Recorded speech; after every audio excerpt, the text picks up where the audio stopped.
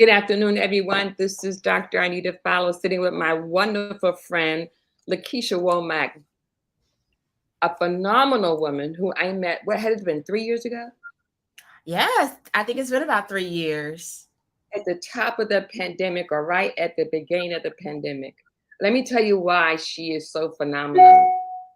We were in the height of a pandemic, and this beautiful soul did what everybody was thinking. She organized and hosted one of the largest leadership summits that there were, um, with many presentations and topics that people were thinking about. And she was already on top of it. It was Rethinking Church. Am I right? Yes, yes. It was a And it launch of rethinking church strategies. So tell me, what was going through your mind? What motivates you? What energized you? Listen, I know that we could do some phenomenal stuff when we have to. I know that. Excuse the light, everyone. Be careful what you ask for. I ask God for a house with light, and Lord knows He gave it to me. Now I'm trying to minimize the light. Not right, not right. But what was going through your soul when you put that together, and what was in your spirit? I just want to know. Right, right. So, I had been watching people host conferences, and they were trying to do it on Zoom. And I was just like, there's got to be a better way because Zoom is just not equipped for conferences. And I remember someone saying, that's not the right platform. And I realized that no one else was really experimenting with, how to use different platforms. And so I talked to one of my girlfriends and I was like, hey, what do you think about doing, an online conference? And my girlfriend's so amazing. They're always co-signing, yeah, whatever you need. And so I started thinking okay, we're gonna have these topics and we're gonna have these conversations. And then it just started growing and growing. And before you know it, I think we had 4 days. We had about 60 speakers. And then we had people from all over the world that tuned in because like you said, it was a pandemic. There were a lot of topics that people wanted to talk about in relation to how do we rethink church? But nobody was really having those conversations in a bigger space. And so we just came around at the right time and we've been able to build a community based off that since the event. Well, if I'm not mistaken, that's definitely how you caught my attention. I Yeah. said, "What is she doing?" Rethinking church and rethinking exactly what everybody was doing. So today, I want to address the pivot after the pivot because everybody was pivoting at that time. That was the key word: is how do we pivot? Whether Right. you were a business leader, whether you were a church leader, is how do we pivot? Thank God for minimizing the light, Lord. Um, and I just wanted to say, when we talk about pivoting, were you already into doing your consulting group? Yeah, so I've been consulting for almost 20 years now. So I was already doing business and marketing consulting. And I think a few years before that, I had started doing some church growth consulting. And that's really where the Rethinking Church came from because I had some friends who were like, hey, can you come help my church? And I thought it was a marketing branding issue. But once I started working with more local congregations, it's oh no, you guys are doing this wrong. We need to rethink how we're doing church. Because what I realized was a lot of the models of ministry had changed, but a lot of church structures had not changed. So people were still trying to do programs. They were still very insular focused and not recognizing that the churches that were experiencing tremendous growth was because they were looking at more lifestyle ministries. They were looking at how do we, really integrate your Christian walk with your life. For them, it wasn't just a Sunday worship and a Wednesday Bible study. It was how do we offer classes? How do we get you involved in the community? How do we merge all the things that you and your family are already engaged in with your faith walk? And the churches that have been struggling are those that are still trying to do programs and they're still trying to get people to come on Sunday morning, but then they don't have anything for them for the rest of the week. So that's how we really started the whole Rethinking Church concept. And then with the pandemic, it caused us to really have to rethink in a different way. So it sounded like to me you were looking at, you went in and you were helping churches to look more at a local level, Mm-hmm. local in regards to family, local in regards to community, how to have church not just on Sunday, but how to be able to serve the community Monday through Saturday or Sunday to Sunday. Am I right? Yeah, yeah, most definitely. What does that look like when it comes to leadership development? Because that is exactly what you focus on is um, uh, when it came to rethinking church, it also came down to rethinking leadership. Right, most definitely, most definitely. And I think, it's one of those issues where we're looking at how do people want to be led. And a lot of times, especially as you're getting more younger people into your church and into your church leadership, young people are in like transitional periods where a lot of them are starting new jobs, they're going to grad school, they're starting families. So they're less likely to want to be like in leadership in the way that previous generations have wanted to lead. So I know with my mom's generation, like once they get a position, like they hold that position for like 20 years Oh because they're yeah. less likely to relocate. They're less likely to be transient. Whereas more young adults are in the position where like, I don't know where I'm going to be in the next 2 years. So I want to be involved in the church, but that doesn't necessarily mean that I want to take on a leadership role that you're going to expect me to have for the next 20 years. So they like to be more in like community style leadership where we all come to the table, we all bring our ideas, and then we work together on a project basis. And just because I'm working on this project this year, that doesn't mean that I'm committing to like the next 5 or 10 years to be a part of the project. And so just really understanding like how do we engage younger people in leadership, and then also just like the time management issue. So I know the pandemic, helped a lot of younger people to get involved in their church leadership because a lot of the meetings that we were having at church, a lot of the, Saturday mornings, we got to be at the church, we got to have Thursday night meetings at the church.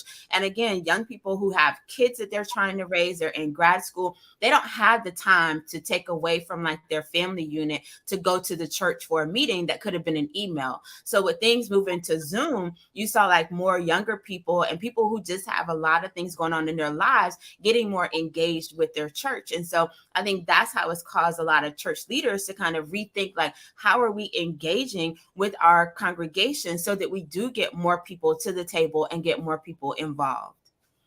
Well, I tended, thank you for that. It is more local. Again, you got to impact the people immediately in your community. Not saying you can't go outside of it, but initially, it's important to reach the people that are right there. Uh, so when we talk about the future of the church, that was one of the questions that had come up in a executive leadership ministry institute that I attended not too long ago, about 2 months ago. And that was one of the questions that all the groups had to present on is in their view, what was the future of the church? And so let me ask you, what have you gleaned from all the work that you have done? Because you're still working. It's been 3 years. You had a summit in the height of the pandemic. You had another summit the very next year. And thankful to you, I was able to launch my business as well. And so you have definitely been inspiration. But when it comes to the future of the church and the past 3 years, what have you gleaned when it comes to uh, the pivot after the pivot? What could you share? Yes, so I think a lot of churches are one having to right size their sanctuaries. And so that's a term that, a lot of consultants and developers are using is how do we right size our sanctuary? So churches that were built to maybe have 300 worshipers, now they're only maybe seeing like 50, 75 people, some of them, maybe 100 people. So they have all of this space, but they're not necessarily using all of that space for worship. So it's causing them to think about, well, how can we utilize this space on a more consistent basis? Because if you're only having, worship on Sunday morning for, maybe 4 hours, and then you maybe having Bible study on Wednesday for 2 hours, that leaves like the rest of the week where you have this space that isn't being utilized. So how can they utilize this space so that it is more of a community use? So we see like more churches that are utilizing their fellowship halls for like senior day centers that are utilizing space for like community meeting spaces. So just really thinking about how can our buildings, now that people are not necessarily coming back into the building, be utilized for the community so that we're actually being a part of the community. I think someone, posted, if your church closed tomorrow with the community notice. And for a lot of churches, because, of the migration of their members and people driving into the community and the community not necessarily attending the church, for a lot of churches, if they close tomorrow, the community community wouldn't notice. Like their members that are driving in might have to find somewhere else to go, but would the community really be affected? So a lot of churches are finding ways that they can become more community focused and not just focused like internally. And then the biggest pivot I think that ministries are having to wrestle with is the issue of digital discipleship. So how do we, not demonize people because they are choosing to continue to worship online, but how do we really build community with people through digital? How do we continue to disciple people, not just putting out information, but how do we truly build a relationship with people? How do we truly ensure that we are discipling them using digital tools? Because people don't come to church for a variety of reasons. Like a lot of leaders want to say, well, I need everybody to come to the church and I need to see the people. And that's great. But you don't think about people who are homebound. You don't think about people who don't have access to transportation, or who might be caring for someone who's homebound, or who might have found your church during the pandemic because they might live somewhere else. And so they can't actually come to your church because they live in a different state. Or for some people, they might live in a different country, or you have like college students who want to stay connected. So there are so many different reasons that people may not be coming into the physical building. And so churches who are serious about discipleship are having to figure out, how do we use these digital tools to continue building relationship and to continue the discipleship process? I think that's a very great point in regards to not demonizing people, because there are various reasons, and they've always been various reasons. People just never took notice of it until we went into a pandemic, and so of course the thought process now is that we will always be in a hybrid mode, and so when it comes to developing leaders that can facilitate in regards to a digital atmosphere, looking at the programs that we have at churches, making them more relatable in regards to family oriented. One of the projects that was presented that actually won the contest was built around family orientation, and I thought that was very methodical in regards to the groups that families are cohesive when they're eating together, when they're doing activities together. And so if your church is family oriented, then you have a healthy family, you have a healthy church when you build that continuous or extended focus. One of the things that we also talked about, we're talking about back in 3 years ago, was how we were in a multi-generational community in the workforce as well as in the church congregation. And one of the things that has now come to light in the research that I've been doing and the conversations I've been having is in regards to we're in a phenomenal time right now where we now have 5 generations in the congregation. And so to make sure that everybody is still feeling a part of it, how do you address that? What are some thoughts that come to your mind in regard to a multi-generational?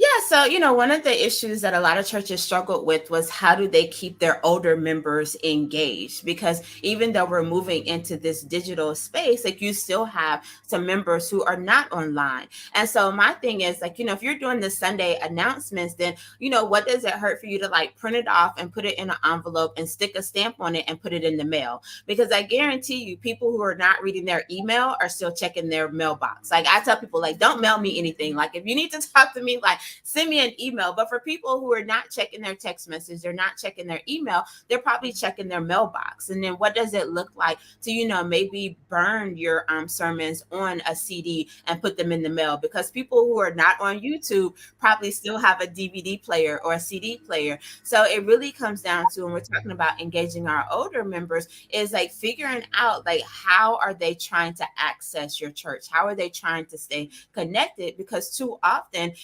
our older members feel like they're being left behind because we're not making those intentional efforts to keep them engaged. And it can be as simple as, sending them a card. At one of my former churches, like I would send cards like every Sunday to the people who were on the sick and shut-in list. And it was interesting because one of the ladies passed away and her daughter came to church and she's like, "Oh, are you the young lady that was sending my mom these cards?" And I was like, "Yeah." And she's like, "My mom wanted you to have like some of her old clothes or something." I was like, "Oh, that's really sweet, but I don't, I'm okay."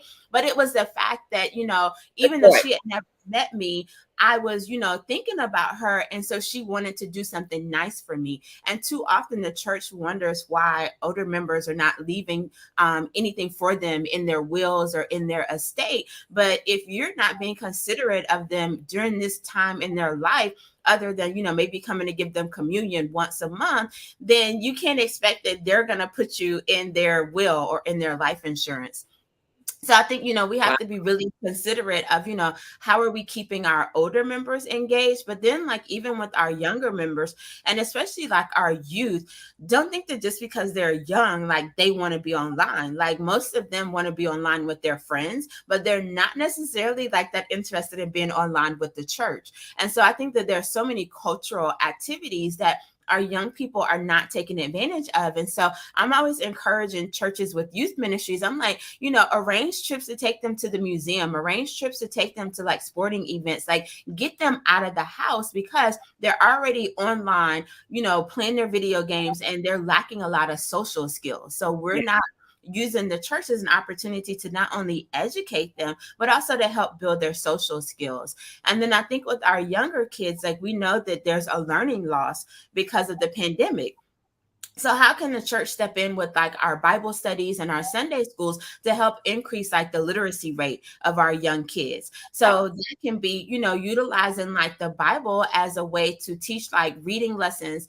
There's Dr. Karen Bradford, like she has like this amazing strategy where she talks about how can you use like Bible stories for like reading as a reading tool. So for like some of the older kids, it might be them looking at the Bible from like a geography perspective and having them to do like assignments, like based on, how can you do, maybe an assignment on, this area of the world and, how has it changed over time? Like there's so many different ways that we can engage them, engage their critical thinking skills, which they're not really getting in the school, but that can get them excited about that Bible and get them excited about coming to church. So I think we just have to be creative and think about where people are and then what are some tools that we can use to not only engage them, but to also like get them excited. Wow. There is, so it sounds like we talk about rethinking church. We are really talking about rethinking church, right? Yeah. When you talk about, we talked about the generations. I just want to know for those who are listening, the generation that we have, like I said, we're in a phenomenal period right now because we have 5 generations in the workforce as well as in the church congregation. We have Gen Z, Gen Y, Gen X, Boomers, and the Silent generation.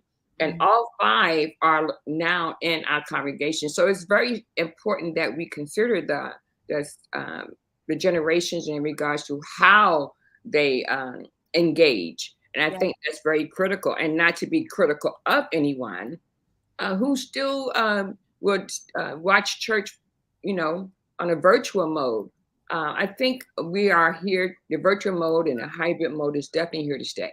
I can definitely say it's definitely here to stay. When we talk about aspects of leadership, I know you work in different businesses, not just churches, and you can let us know if church is your specialty, if you work outside of it. But what are some of the significance for organizations to maintain, to build, and to lead for sustainability? I think that's the key word I'm looking for, is because how do we prepare for the future, and considering what we have experienced in the past, that we lead with and we plan for sustainability? What are some of the tips that you share with your churches? Yes, I think one thing that's really important, and I was actually featured on Newsweek today talking about how do we make decisions. And I think that for in the past, we made a lot of decisions based on emotions, like what we feel is going to happen, what we think is going to happen. But there's so much data that's available for us to make better decisions. So too many churches are, kind of like surprised about gentrification. And, I can't believe like the community is changing around my church. And it's like, I don't understand why, because most cities have like 10, 20, 30-year strategic plans that they're in the implementation phase. And if you were more involved in like civic leadership, then you would know like the gentrification that's happening around your church has been planned for the past 10 or 20 years. But I think that too often, like, we're not looking at what's happening outside of our organization to help us make decisions about what's happening inside the organization. So really encouraging churches to,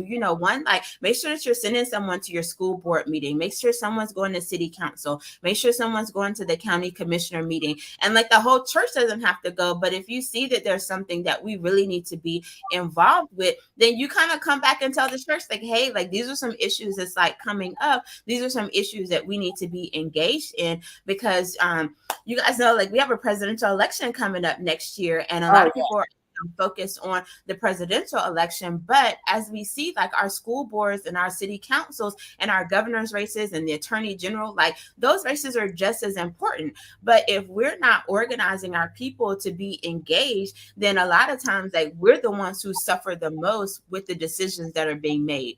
So making sure that like our leadership is engaged, not just in leading within the church, but how are you also showing up as a leader in the community? And when people recognize that your church, is sending out leaders and that you're being a voice, then that kind of puts you on the radar. That puts you on the radar for politicians to want to come and stop by your church. A lot of times, like, they don't pay any attention to us because they don't think that we're voting. They don't think that we're engaged. And so that dilutes like our power in the community. So I think that, as leaders, we really have to understand that our voices cannot just be limited in the spaces that we're in, but our voices have to also extend outside, because a lot of the laws and policies that are being passed are having an effect on our businesses as well as our churches and our communities.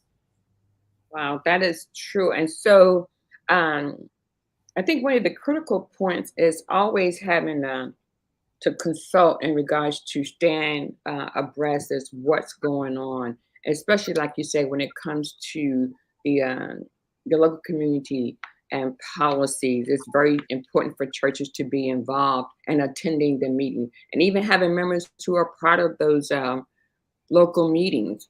Right. One can't exist without the other. Surely your community is impacted by whatever policies are being made, right? Oh, And definitely. and churches are still the largest place for congregation on Sunday morning. It's still the place to get the word out without having to jeopardize your 501c3. And good time. I mean, I know, right? You laugh. Right, but I find like that's so ironic, because that seems to be like a concern that a lot of Black churches, if we can be honest, that a lot of Black churches have. But then my question becomes, like, if that was a real fear, then why would white evangelicals why are they saying that, like, they're Christian conservative? So they're very clear that their Christianity is tied to their political views, and they have absolutely no problem with letting us know who they support in political leadership. So if that was a real thing, then why is there a whole population that has organized around their political beliefs, whereas they make us feel like, oh, if you talk about politics and you can lose your standing? Like, a lot of our churches don't even have 501c3 standing. So it's like, what exactly are you afraid of losing? And for us, I think it's not about necessarily endorsing a candidate or endorsing a person, but it's making sure that our people are aware of the issues that are facing us. And when we look at Florida and what's happening in the education system, we look at some of these other states like Arkansas, where they're allowing like child labor laws to be repealed. We look at some other states that are allowing like teenagers to get to consent to being married. Like, those are issues that we should be really concerned about, because they are going to affect us even worse than they're affecting other communities. And a lot of times, like, we're not thinking about, like, all right, how are these laws that we see happening in other states, how can we be proactive and understand like what groups are organizing around those issues to ensure that they don't come to our state? Because Lord knows, like, the things that DeSantis is trying to do in Florida, I don't want that to come Carolina. So I'm looking at, the North Carolina Democratic Party to see like what's on their agenda. What are they talking about? Even if I can't make it to the meetings, I still want to be aware of what's going on. And I think that too often we've taken a step back and we're just not even aware of what's happening in our state. Yeah, I don't think we're at a time right now when we can afford to and this and this is the word, we can't look away. As Right. much as I do, I no longer, once the presidential election was held 2 years ago, I became like, disconnected as much as I was before. Now, I'm all for politics. I believe that you need to have prayer, protest, and politics, okay? Because the politics is definitely going to impact you whether you go to the meeting or not, right?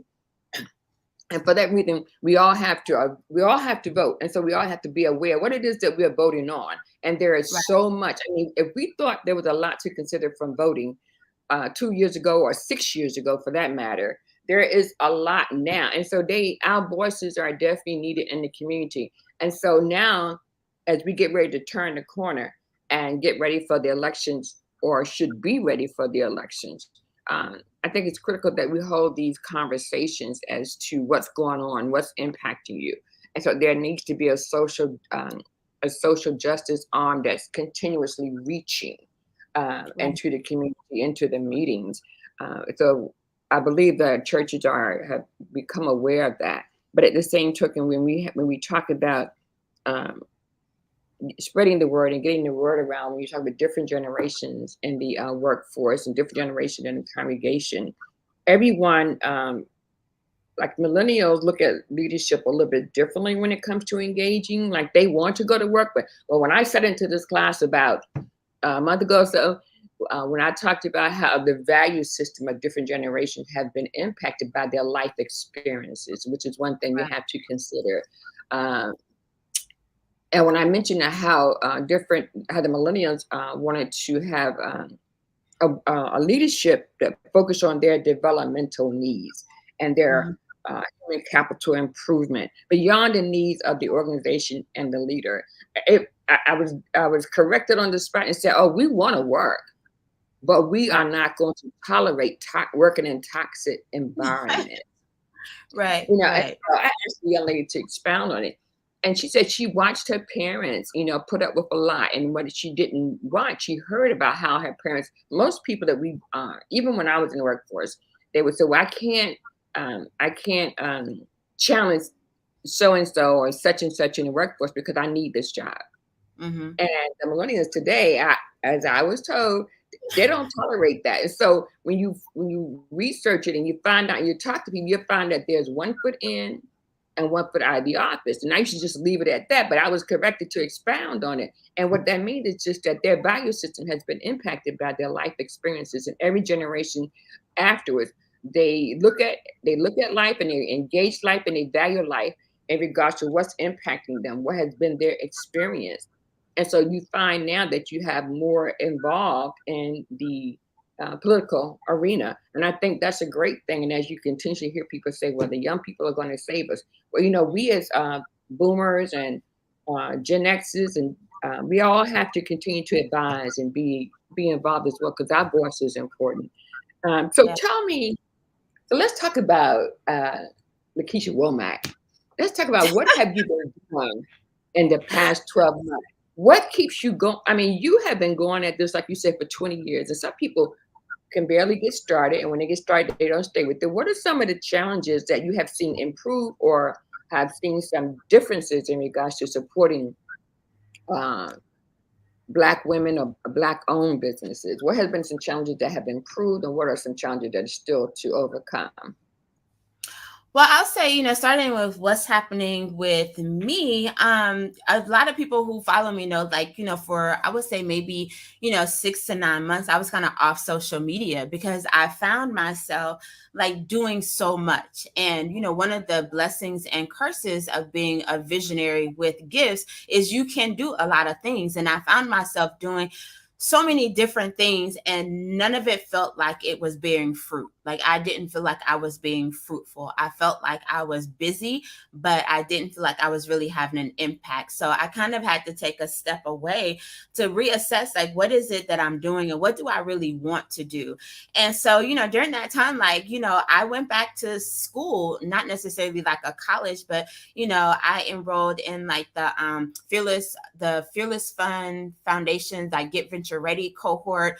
I did the Goldman Sachs 1 Million Black Women in Business cohort. I did my Mecklenburg County's like civic, their business launchpad program. I did the City of Charlotte's like civic leadership, and just went back and got some new tools from my toolbox so that I could figure out, what is it that I really want to do? How do I want to move forward in a more strategic way? And sometimes when you're on social media, and I just have like some amazing people in my network, and when you see people achieving success and you see everyone doing all these things, like you do start to question, like, wow, like, why isn't that happening for me? Why? And there may be some people who look at me and they're like, why aren't the things that's happening for her happening for me? Well, trust me, like I have people that I look at and I think the same thing. And I realized like I had to take myself kind of out of all of that so that I could center in on what is it that I'm supposed to be doing, and not just trying to do a whole bunch of things to keep up with everything that was going on. So, moving forward, we're not doing as much consulting with individuals. So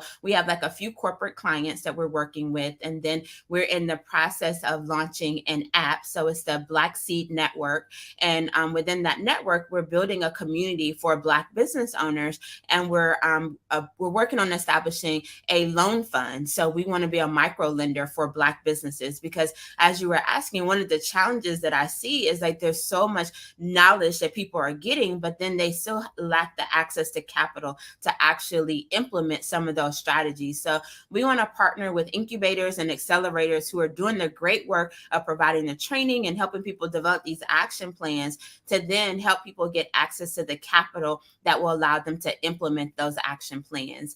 And one of our longer term projects that was something that we were hoping we would be able to launch this year, but because of interest rate increases and because of construction costs, we're putting it off for another year. But we're planning to build a film and production studio here in Charlotte, and so that is a huge undertaking. And when interest rates go up, then the cost of money goes up. So that's why we're moving over into the lending side versus the borrowing side for right now. So I've just kind of had to take some time to take a step back, reassess kind of like who's on my team and who's going to help move these projects forward. And then what is it that I really want to do? Like what gets me excited? I tell people like, what makes your voice get high? Like what makes your hands start moving when you're talking? And those are the things that we're focusing on right now.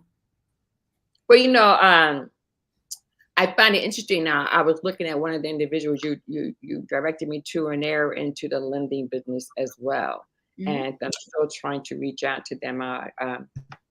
But I just wanted to say, I think that is great where we turn our sight to not just the challenges of accessing capital, but how can we now become part of the lending process in doing so. So what is a scripture that motivates you, to get up every morning? Because the one thing you said to me that still resonates with me, you said, you have to treat me writing my book as though it's a 9 to 5, right? And that way I'll be able to be committed to it, as opposed to, okay, I have income. So it's not about the income, but it's about the desire to write the book that's been in me for years. And there's there's 2 or more books. And you said you have to get up and treat it like your 9 to 5, not meaning 9 to 5, but whatever your 9 to 5 is. And my 9 to 5 is probably like from 10 to 7. Okay. I don't engage people until it's like 10 o'clock in the morning, because I treasure my me time, and so I have been really trying to do that. And so you inspired me to do that, and you did it in a pandemic where we were isolated from one another, and so you're so powerful in regards to just staying the course, and then I just can imagine me doing it now. Since I retired, I can imagine doing it as my livelihood. You know what I mean? For 20 years, you've been doing this for 20 years. And so what would be your advice to other ones? There's someone out there who probably wants to finish that book or get started on their book. What kind of tips can you give them in regards to doing? Because how many books have you written? Let's just ask that question. So I've published 20 books and then been featured in, a few others. But I think going back to your initial question, like what is the scripture? And it's always been Luke 12:48, to whom much is given, much is required. And I feel like God has blessed me more than I definitely deserve. And with those blessings, it comes like a responsibility to not only share what I know, but to also be a voice for those people who don't get to sit in some of the rooms that I sit in. And I think that, a lot of times, especially in this country, we kind of think that, as Black people, we don't have privilege. That privilege is reserved for white people, but there is a such thing as Black privilege. And knowing that, I had the privilege of, traveling internationally before I graduated from high school. I graduated from a top 25 college. I've been in some amazing programs that, to all of that has been given to me, not just for me to hoard or not just for my own self, but for me to give back and to pour into others. So whenever I have a chance to pour into other people, like, I feel privileged. I feel blessed. Like I'm always telling people, I'm blessed to be on a journey with you. When people ask me for advice, like I consider it a blessing to be able to do that. But then again, on the flip side of that, that's why I had to take a step back, because I was blessing and pouring and doing so much that I found myself empty. I find myself like just confused and not really sure what I was supposed to be doing. So now I'm learning how to have more harmony in my life. And someone said in a previous retreat I was at, like, there's really no such thing as balance, because when we say we have balance, it implies that everything is kind of equal, or that, you have 50% in your work and you have 50% in your personal. And it's never like that, but you find a way to have harmony. And sometimes you're working more than you have in your personal life. And sometimes, you take more care of yourself than you do of work. And so I'm working on having more harmony in my life, where I understand like when it's time for me to pause and when it's time for me to press, when it's time for me to pray and when it's time for me to really get out and put my hands to the plow. So, for anyone who's trying to figure out like how to get it done, the first thing I would say is like pray. I have a very strong prayer life. Like, some people, I think like they kind of question, what my spiritual walk is, because I don't look like the typical Christian in their mind. But for me, like everything that I do is centered around God. Like God goes before me to pave the way. God is behind me, pushing me forward. God lifts me up. God is all around me. Like God is my everything. And just because I don't quote scripture in every other word that I use, that doesn't mean that everything that I do is not based on Jesus' teachings and the love of God that's in my heart. And, I don't want anyone to think that I feel like I get it right, because I get it horribly wrong sometimes. Like sometimes I'm a hot mess, and I'm okay admitting that, because I think that, so often like people think that, when you've been doing this for so long that you've got it all together. And I tell people like, no, like I absolutely do not have it together, but I do my best. And sometimes my best is great, and sometimes my best isn't good enough. And I've learned to be okay with that, as long as like I'm learning lessons along the way, and that I'm willing to share those lessons with other people. Well, that is very powerful when you say, sometimes you're a hot mess. Because it's true. And I think it's important when you can be real about it. It's like some weeks I got it so together, some months I got it so together. Then there's a month where it's kind of like, okay, I don't even want to engage. You know what I mean? Yeah. I don't. I just need some more me time. And then I feel like I'm not progressing like I should. And so then we fall into this, well, I don't want to say we fall into what, then we have what's called the, as you told me, me pausing to write my book, some legit, some not. It's probably the time where I was in a hot mess. I was like, I hit the ground running. I already got it done. I just got 10% more going, right? And so I just need to get that 10% done. But you said it could be for me the fear of what success is going to look like, or what achievement is going to look like, because we're always trying to arrive. We never actually ultimately arrive. We are constantly pursuing life with, for a purpose. I'm like you. I have such foundational faith, and to whom much is given, much is required. And I believe that I owe it to myself to be able to share the journey and what that it hasn't always been easy, right? And has Right. definitely been some challenges. And if what we go through is not for us, but for other people. And so, Yeah. yeah, we could quote scripture, but the scriptures mean different things to different people. And the scripture yesterday means something again different today to me. And so there cannot be a day that we're not praying. That may not fall on my knee, but there cannot be a day that I'm not in my secret closet talking Right. to God. And you said it could be my fear of achievement. And I appreciate you being honest with me because you know how to communicate with people. And we have been friends for this 3 years, and I have watched you constantly on social media platforms and achieve and write, and how you put that what is it? The trilogy? Is that what it was? The book that we did? Oh yeah, the anthology. Yeah, the ministry that impacts. Yeah, yeah. Our Yeah, I've Amazon learned so much from bestseller. you. Yes, Say yes. it again. What I you say said about Amazon? it was we were an Amazon bestseller with that book. Yeah. Yeah. Yeah. And see, Ministry. and I met you because we had some characteristics, and I just kind of pulled up your bio, and people say you just got to reach out. You really do just have to reach out. I pulled up LaKesha's bio online 3 years ago, and I said, "Oh, she got leadership. Oh, she got this. Oh, she do this." I said, "Let me reach out to her," and we have been reaching out to one another ever since. Uh, Yeah. when she told me when you told me you had been doing this for like 16 years or 17 years at the time, I still couldn't imagine doing just that. I'm a 9 to 5.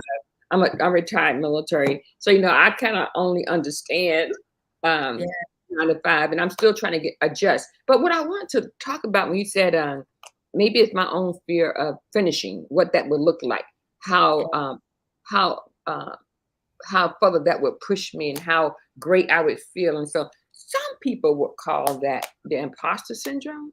Hmm. Yeah. You know? Yeah, And I think so imposter syndrome, fear of success, and a lot of time. So the imposter syndrome is like you don't really feel like you're deserving of the things that are coming to you, and so you feel like if people knew the real me, then they wouldn't accept my work or they wouldn't accept me as an authority on this subject. And I think that one of the lessons that we have to learn is like, one, we're not Jesus, so we're not perfect. And so you can be a complete authority on a subject and still be a hot mess. Like there are some things that I know like the back of my hand, but that doesn't mean that like sometimes like my life is not in shambles. And I think that we think that we have to have it all together in order for people to see us as an expert or to see us as, a credible source. But it's okay to know that you're knowledgeable in a certain area, and in another area like you just don't have it together. And then there is also like the fear of success. So some people, are afraid of, if I finish the book and if I put it out, like what's going to happen? What's going to change? Because now people are going to start engaging with my thoughts, and people are going to start having opinions about the things that I've been thinking about and that I thought that I was an expert on. And so I think like we're often, afraid for people to really engage with us and to challenge us. And I tell people all the time, like, you have the right to be wrong. Like I say that, in jest, but just because someone doesn't agree with something that I say, that doesn't mean that what I believe is less valid. And especially if I've done the research and I know from my perspective why I'm speaking on that, you can have a different opinion and it's okay. Like I've had people tell me like they don't agree with me. And I'm like, that's cool because there's like billions of people in the world. Everyone's not going to agree with everything that I say, but there are a lot of people who do agree with what I say. So you just got to be willing to find your tribe and to let people who don't agree with you, like, it's okay. Everybody's not going to like you. Like, I'm sure there are probably some people watching right now who won't ever click like or hit love or comment that don't like me, but they just want to see what I'm up to. I don't spend any of my time worrying about those people, because there are enough people who support me and who want to be a part of what I'm doing, that those are the people that I put my energy into. And I think too often we worry about those people who are going to challenge us and who aren't going to like it and who are going to talk about, what we're doing, and she's doing too much, she's doing too little, she's doing the wrong thing. Like, they're always going to have something to say. But if you're truly following what God has called you to do, even in the midst of your mess, even in the midst of all the craziness that can be going on with your family, your brothers, your sisters, your parents, even in the middle of all of that, you can still be an authority on whatever that topic is that you have studied, you've researched, and you've done the work on. Wow. Listen, look at you. You're like a firestorm out there. So we don't get to hear enough of you. I know, and I know you're working back there. I said, I know she is working. So I hate to just send you a text or something. But now she got to stop and pause, and I know she's going to want to answer. But this is the kind of, sometimes we just got to talk to ourselves, and stop talking ourselves out of out of things, right? Yes. Yes. But talk ourselves into some things. And that is where I said, so for me, it's not imposter syndrome, but there are people who will make you want to think it is. And so they're like, oh, I can't believe you did that. Right. Oh, those are the kind of comment I go, well, what does that even mean? And so my friend enlightened me. She said, yeah, because they never thought and imagine you would be the one who would achieve something. They thought it or accomplish a certain thing, especially in the workplace. Oh, I can't believe you did that, Yeah. No, what they're really saying is, I can't believe you were ever able to do that. And Yeah. so again, we have to be careful, like you said, we have to find our own tribe. And I think that's very important, that staying connected. Yeah. So who do you surround yourself with? Oh man, like I have some amazing girlfriends, and it's so funny because I tell people all the time, like out of all my girlfriends, like I'm the least degree. Like my girlfriends have like masters and double masters and PhDs, and I mean they're out here just like killing it. And it pushes me, it inspires me to like see them achieving, like they're winning awards and they're like on magazines and they're just doing like amazing things. And I love to celebrate them and to cheer them on, because it gives me like inspiration. Like, you know what? Like my girl is like making it happen. And I don't ever like compare my success with someone else's success. So I would say like, just like my girls, like they know who they are. And then like, I just have an amazing 17-year-old son. So this is his last year of high school. And so that's another reason why, you guys probably won't see a lot of me, over the next year. Like, I'll still be around, but I'm really just focusing on being present for him, because when he's like, away at college and he's going to be living his own life, like I don't want to have regrets that I was so busy like pushing and trying to achieve my business goals that I missed these moments with him. So he's going to be entirely like fed up, sick of me over the next 12 months, but he'll be okay, because, I'm planning to be present for him. I'm planning to be here. And then when he's like out of the house and I'm here by myself, then y'all will be sick of me, because I'm like, all right, now what do y'all need? Like I'm back. But, and I think that's where that harmony thing comes in, like knowing when it's time to really like focus on your home and when it's time to focus on your business. And this upcoming year, like I really want to spend time with him, take some trips and, just help him figure out what the right college is and make sure that those foundational lessons that he needs to have within him to be successful, that he has it. So, I'm excited about that. And I'll still be working, but I definitely won't be like as active as, some people might want or expect. Well, I can tell you, I can't imagine. So your son is finishing high school, right? Yeah, I yeah. watched him grow for the last 3 years. Right. I feel like I've known him his whole 18 years, right?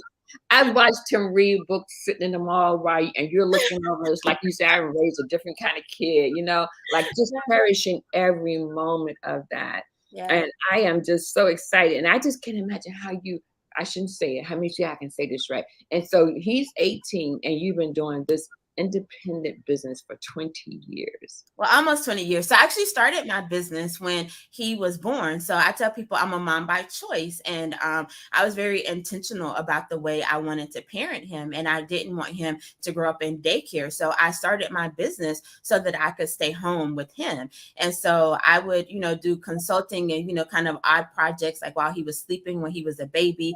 Then once he started school, I would work while he was in school. And now that he's getting older, like that's what has given me kind of the leeway to like travel more and to do more things. But one of the things I think that we fail to realize like as parents is like even though our children become like teenagers and we think that they should be independent, a lot of times like at this stage of life, like they need us even more, but in a different way, because now they're kind of looking back like, all right, what is it that I need to know before I jump out there? Like, he's asking me, he's like, are you gonna help me like, buy insurance? And I'm like, yes, I'm gonna help you. He's like, are you gonna help me like plan for retirement? And I'm like, yes, I'll help you with that. So, there are just a lot of things that like they are uncertain about like in the future. And too often we're like, well, they're teenagers and they're grown now. So, they can go out on their own. But it's like there are a lot of major decisions that he's having to make about life that, I don't want him to feel like my mom's too busy for me because, she thinks that I'm grown and I should know these things because,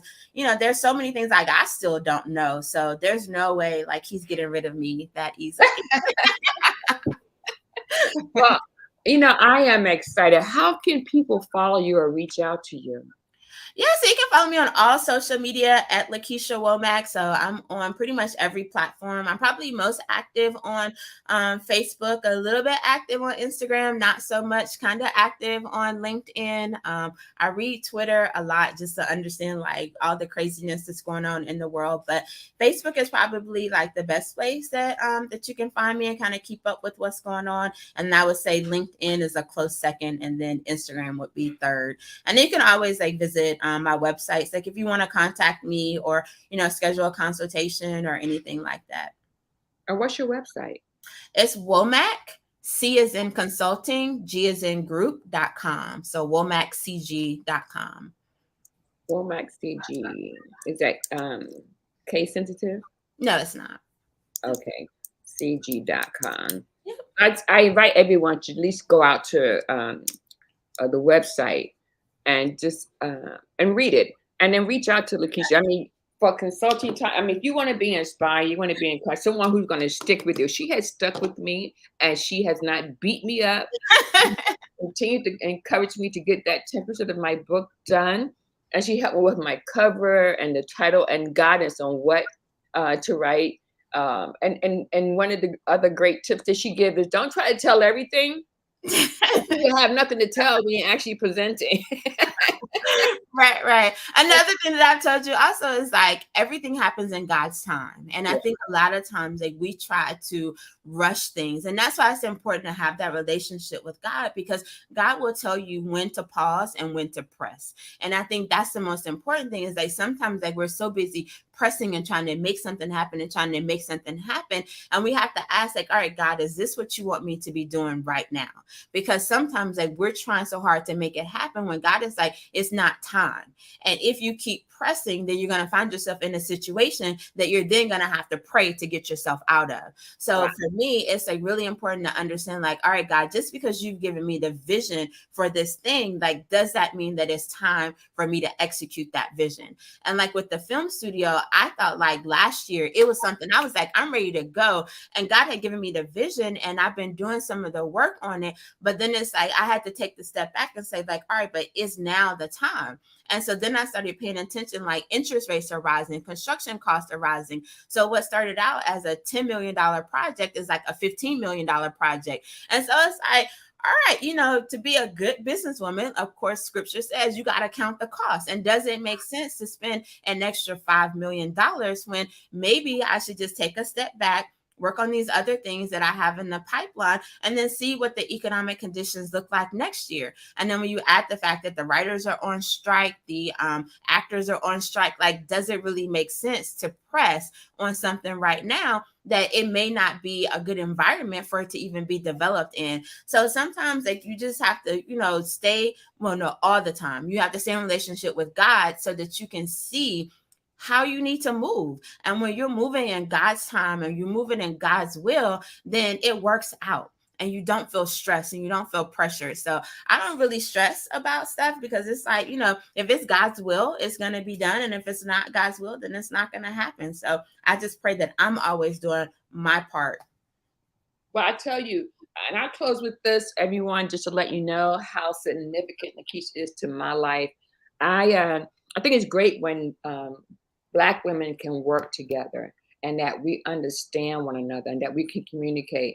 I was never she's never judged you, but I tell you, in the height of a pandemic, I knew that God wanted me to do something, and I just was online checking out some things and came across her on Facebook. And I'm not even a high profile Facebook person, but I sneak out there and troll sometimes. Uh, and I saw her summit, and you have to do another summit. Let me just say it before I forget. One for the Father, one for the Son, one for the Holy Spirit. She's done two. You gotta do the one for the Holy Spirit. And I was talking to her about writing, and because I'd already started my consulting, but I reached out to LaKesha for writing, and and writing comes with some other things, profile building and social media building. I mean, she had it all. I had no idea what I was asking, but I asked it and I got more than I asked for. And I love God when He gives you more than enough. You just have to be willing to receive. And it was because of LaKesha that I started going live. I'm like, go live when? She said, next week. Tomorrow. I mean, it was like I didn't have a planning schedule. It wasn't like build up the schedule. It was like, no, you just need to go live, and I did. And I can't look back and I count the cost of all the people that I actually interviewed. And it was like all I had to do was start asking one and two and three and four started showing up. I was like, oh, this is great. Then I just stopped writing because it became, I don't know how to do anything halfway. And so that's the other thing is I just had to be able to know, like you said, when to pray, when to pause, when to press. And I mean, I do that daily, but I have to just constantly be intentional about what I do. And so I appreciate you. And I just want other people to know if you're looking for someone who you can count on, you better reach out to her quick because she got priorities lined up already. Already told you what she needs and what she ain't going to be able to do. But just follow her on Facebook and you won't be disappointed. God continue to bring faithful women together, women of God together, and brothers out there. So I thank you. I thank Jeffrey Leifer for his comments. We do have to get outside the church and take our message to the people and be involved with what's going on around in the community. So I just want to thank everyone. Stay tuned for who my next guest is. And thank you, LaKesha, for joining me, help me kick off my new season of Candid Conversation. And you don't know what we'll be talking about. Whatever God gives me is what I follow. And so I thank God for His blessing, His energy, and His encouragement to keep pressing no matter what. So everyone, I just want you to continue to understand and to reach out and to pray for us, lift us up, and we'll pray for you. Amen. Amen.